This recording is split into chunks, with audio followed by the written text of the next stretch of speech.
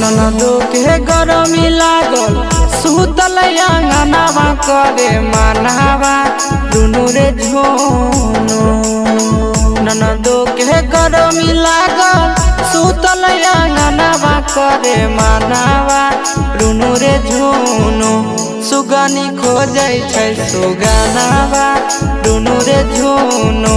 सुगनी खोजै छै सुगनावा दुनु रे झुनु।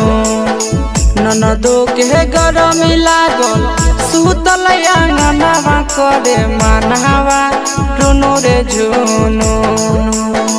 ननदो के गरमी लागल सुतल अंगनावा करे मनावा दुनु रे झुनु। सुगनी खोजै छै सुगनावा दुनु रे झुनु।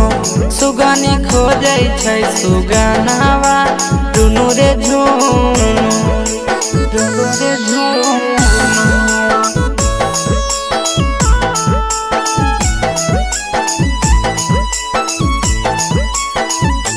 सुगनी खोजै छै सुगनावा सुगनी खोजै छै सुगनावा दुनु रे झुनु।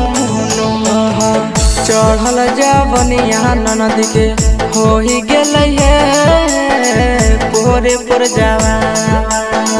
दिन भर धैले रहे ननदिनु हे सुगना के धाया के धाया।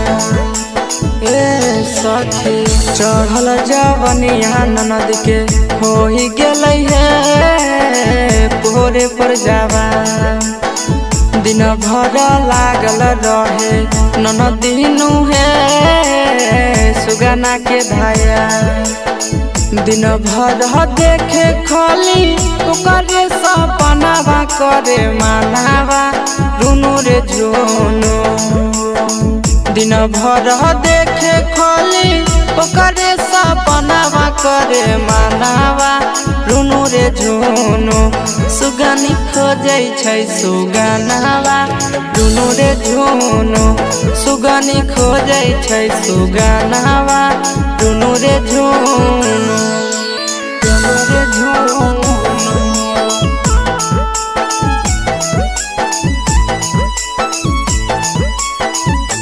सुगनी खोजै छै सुगनावा खोजै छै सुगनावा दुनु रे झुनु। कवन जादू करी दिलकैनु हे के सनंद। ननदी दीवानी भेलै होई गेलै हे बुद्धि एकर सखी रे कवन जादू करी दिलकैनु हे नवीन नंद।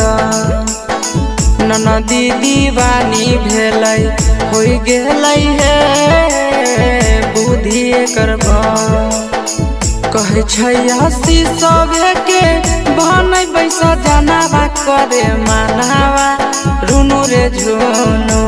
ए सखी कहै छै हसी सबे के बहनै बैसा जनावा करे मनावा दुनु रे झुनु।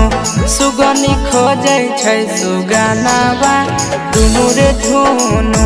सुगनी खोजै छै सुगनावा दुनु रे झुनु।